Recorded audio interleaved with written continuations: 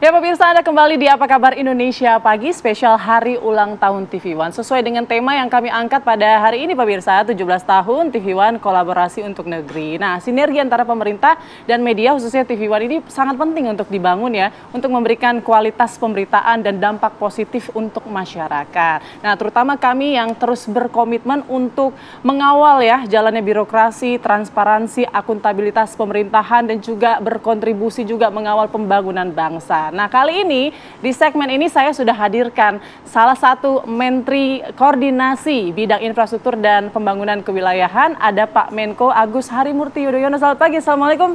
Waalaikumsalam, selamat pagi, Menko. apa kabar? Baik, Alhamdulillah. Apa kabar nih Pak Menko? Alhamdulillah baik. Waduh, terima kasih banyak ya sebelumnya Pak Menko, karena di tengah-tengah kesibukannya kita tahu ya kunjungan sana-sini, tapi masih menyempatkan untuk hadir pada pagi hari ini di TV Dengan One. senang hati, ya. Oke, Pak Menko, ini kan Kementerian Koordinator Bidang Infrastruktur dan Pembangunan Kewilayahan ini kan masih baru ya? Betul. Masih baru banget, ini sudah berjalan 3 bulan lebih. Ada seperti apa arahan Pak Presiden untuk kementerian baru ini?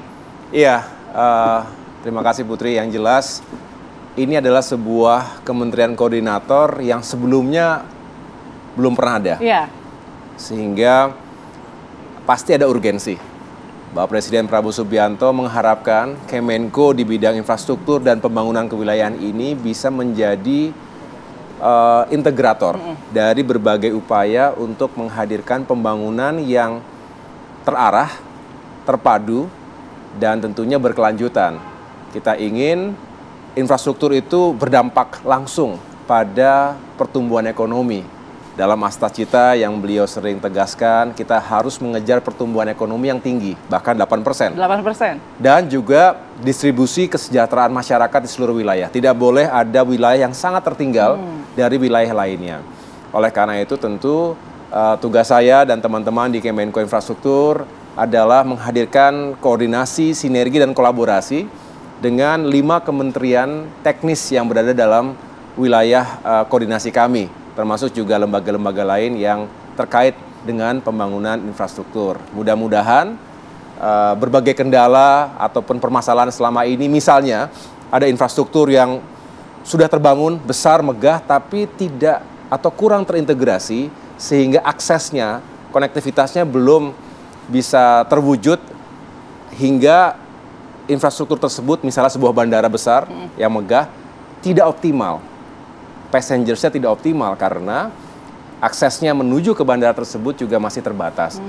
Nah, kemudian juga kita tahu selalu dihadapkan pada prioritas. Kita sadar bahwa budget atau anggaran tersedia itu juga selalu terbatas, padahal prioritas yang dihadirkan di negeri ini juga banyak sekali, termasuk Bapak Presiden ingin kita mencapai swasembada pangan, swasembada energi, swasembada air, termasuk juga sektor pembangunan manusia. Jadi berbicara infrastruktur, kita harus memberikan dukungan kepada terciptanya atau terwujudnya prioritas-prioritas tadi. Nah, yang lainnya bisa kita sedikit tunda sampai dengan nanti kita memiliki sumber daya yang cukup, termasuk anggaran yang cukup, dari berbagai sumber, tentunya tidak hanya APBN, tapi juga dari berbagai sumber pendanaan kredibel lainnya, dari dalam maupun luar negeri. Oke, menarik ya. Banyak sekali kayaknya yang pengen saya tanyakan dari pernyataan Pak Menko tadi ya. Soal tadi anggaran yang mungkin ya kita katakan terbatas, nah di tengah kebijakan efisiensi. Tapi sebelum ke sana nih, tadi juga ada yang menarik soal pembangunan infrastruktur yang terarah dan berkelanjutan. Nah, strateginya bagaimana nih dari Pak Menko agar bisa mewujudkan target-targetnya itu? Iya, jadi kita harus kembali melihat rencana pemerintah 5 tahun ke depan ini tertuang dalam yang namanya RPJMN, tapi juga melihat Indonesia 20 tahun ke depan.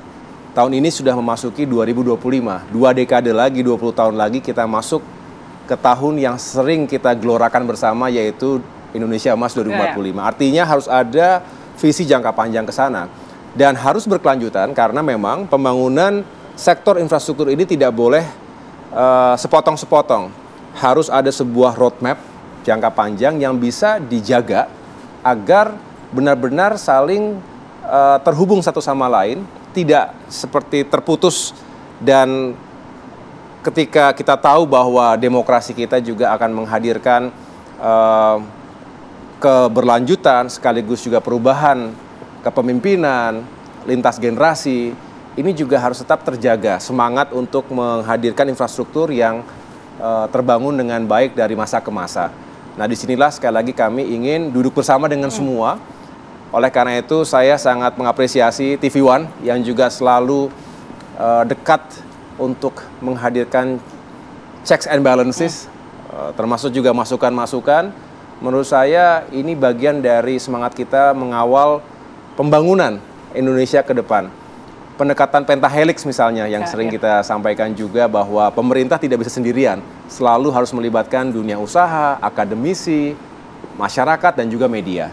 Nah, dengan ini kita berharap roadmap tadi bisa kita bangun bersama-sama, dan pada akhirnya kita bisa sekali lagi menentukan prioritas yang paling utama agar pertumbuhan ekonomi kita bisa meningkat dan Indonesia bisa lebih baik dalam konteks I-Core, di mana nilai I-Core kita, incremental capital output ratio kita, artinya investasi yang dibutuhkan untuk menghasilkan sebuah, itu kita masih cukup tinggi ya.